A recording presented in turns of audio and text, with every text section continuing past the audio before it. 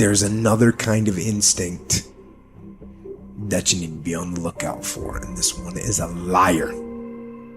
This one is a saboteur. This one is a backbiter. This is the instinct that says, you've had enough. You've given it your best shot. You can stand down. You can back off. You can rest now. Which sets up this problem for all of us. You're never gonna feel like it. It's your job to make yourself do the crap you don't wanna do so you can be everything that you're supposed to be. And you're so damn busy waiting to feel like it. And you're never going to. And that's the problem. There are those of you, you're still immature. When your excitement is up, your effort is up. But when your excitement goes down, your effort goes down. For some of you, you're too seasonal.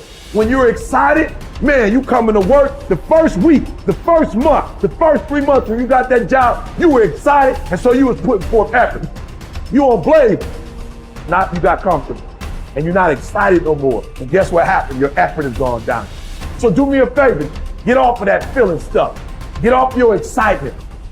We're not dealing with feelings, because feelings go up and down. You don't have to be excited. You made a commitment to that job. Did nobody force you to take that job? You signed your name on the dotted line. And commitment said, I don't care how I feel. I don't care if I'm excited. I don't care if I'm pumped up. I don't care if I'm fired up. You made a commitment. Now it's time to put up. Lazy people do a little work and think they should be winning, but winners work as hard as possible and still worry if they're being lazy. So if you're a winner, you ain't comfortable. Every day I get up and give everything I got to everything I'm a part of simply because this is who I am. Like the only thing I need every day of my life is 86,400 seconds. That's it. Like I don't need some reward. Like the only thing I need is breath in my body, and I'm flat out going get it. A person with passion always stands out. The world is so full of average that once you have passion and a sense of energy in your life, it distinguishes you. When you're passionate about something, it isn't reasonable, but you do it anyway. Passion will take you where nothing else will ever take you. It'll give you that decided edge. It'll help you to stand out. When you want to become a diamond, your whole attitude change, your whole mindset, your thinking, your relationships, the decisions that you make, how you spend your time, your energy, all of it changes. See, this is something that you can't be in this business. This business has to be in you. You take advantage of this opportunity. You let everything else go. You eat different. You study different. You practice different. You don't belong at the bottom, and it's time for you to get your butt from down there. It's time for you to stop being comfortable at the bottom. Get your butt up and get to where you're supposed to be. You are a royal priesthood. Get where you belong. Do what you're supposed to do. Live like you're supposed to live.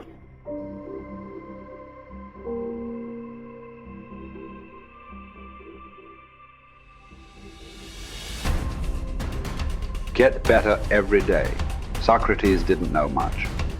There wasn't much he held for certain. But he was sure, he said, that we cannot remain as we are. It doesn't matter who you are. It doesn't matter what you've done. Nobody is as good as they could be. Nobody is perfect. Everybody can improve. There are few self-fulfilling prophecies more important or more dangerous than this. If you think you have room to grow, you do, and you will. If you think you're as good as you can be, you're right. You won't get any better. It has been said that Tom Brady, the greatest quarterback in history, the youngest and the oldest to win a Super Bowl, isn't obsessed with winning. That's not what he focuses on. He's obsessed with improving the accuracy of his touchdown passes in the fourth quarter. He's obsessed with getting a little bit faster at releasing the football. He's not willing to stay the same, even though that same is very consistently the best in the league. The process of getting better, that's his drug. That's the dragon he chases. That's how he is able to defy aging and all expectations. The Japanese word for this is kaizen, continual improvement. Always finding something to work on, to make a little progress on. Never being satisfied, always looking to grow. Revolution, transformation, That's what amateurs chase. The pros are after evolution. If the first step is just showing up, committing to doing something each day, then the next step is finding something to focus on getting better at each day. And in this, where cumulative improvement meets compounding returns, we can harness one of the most powerful forces on earth. Think about it. Most people don't even show up. Of the people who do, most don't really push themselves. So to show up and be disciplined about daily improvement. You are the rarest of the rare, and if improvement sounds difficult, how about just making fewer mistakes? This is what Gehrig's manager said about him. The secret to Gehrig's incredible trajectory as an athlete wasn't just his commitment.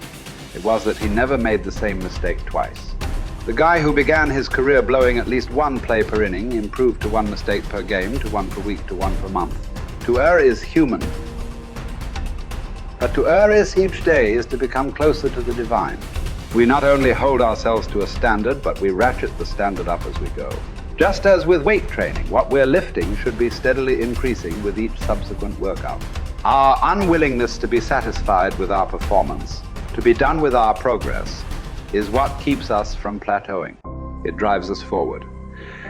Is it a little discouraging that we never seem to arrive? That our standards rise just out of reach of our abilities? Absolutely not. We move the goalpost so the game doesn't get boring, and more important, so it never ends. Ultimately, this brings us more pleasure and more satisfaction. We reach heights we'd never have been able to see otherwise. Do you want to be rotting or ripening? Are you getting better? Because if you're not, then you're probably getting worse. Anyone, whether they're a professional athlete or a house cleaner, can get better at their job. You can get better at being a person, a citizen, a son or a daughter. You can get better at how you think, how you focus, what you think about.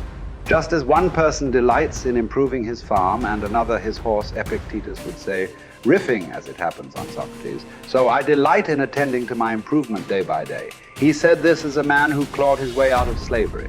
He said this from exile. He said this as one of the wisest men in the ancient world.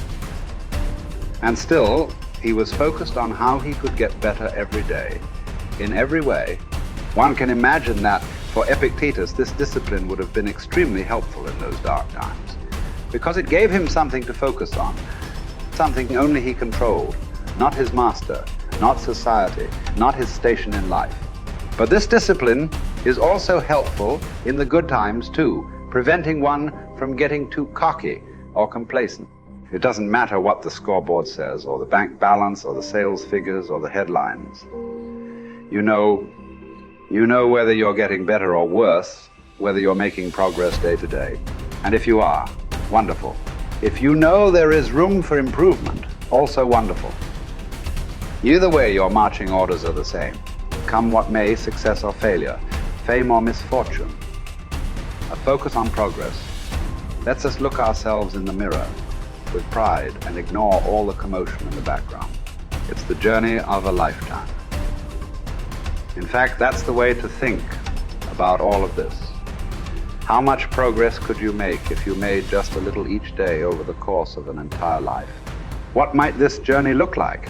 Where might it lead if each bit of progress you made presented both the opportunity and the obligation to make a little more progress, and you seized those opportunities, you lived up to those obligations each and every time? Will you choose to take this journey? Will you continue on, even when you've reached further than you ever thought you could go? Or will you stop there? Are you going to keep practicing? Or have you decided that this is good enough? That you're good enough? Will you remain as you are? Or become what you're capable of? Because once you stop getting better, there's only one direction to go. Do the best you can. The Emperor says in Marguerite Yourcenar's beautiful novel Memoirs of Hadrian, do it over again. Then still improve, even if ever so slightly, those retouches. It's a beautiful irony. You're never content with your progress, and yet you're always content. Because you're making progress. What does it mean to live an infinite life? Clearly, our lives are finite. We're born, we die, we come, we go. But life is infinite. The game of life will continue with us or without us. Which means every single one of us has a choice. We don't get to choose the nature of the game. Life is infinite. We don't even get to choose if we want to play in the game or not. Once you're born, you're in it. We get one choice. Do you want to play with a finite mindset, or do you want to play with an infinite mindset? To play with a finite mindset means waking up every day and say, I'm going to be the best, I'm going to be better than everybody else, I'm going to accumulate more power, more responsibility, more money, whatever it is, whatever your metric is, I'm going to get more than anybody else. Me. And when you die, you take none of it with you.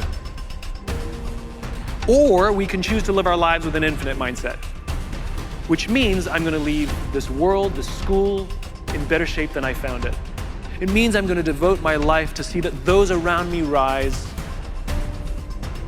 And we know that we're living with an infinite mindset because our obsession is seeing that we have an impact on the lives of the people around us.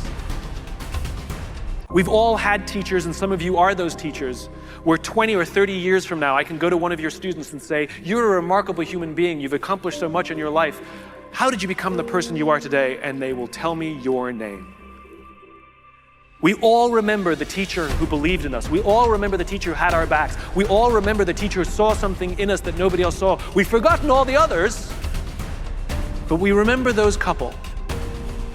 And that's what it means to live with an infinite mindset. It means we divert ourselves to that mindset for everyone in our lives. That other teachers will say that about us. Other principals will say that about us. Other students will say that about us. Our friends will say that about us. I am who I am today because of you, and I will commit to live the same life that you taught me how to live. And you will literally live on beyond your own lifestyle, your own lifetime. That when you're gone, others will carry your work for you. This is what it means to live an infinite life, and it is just a choice.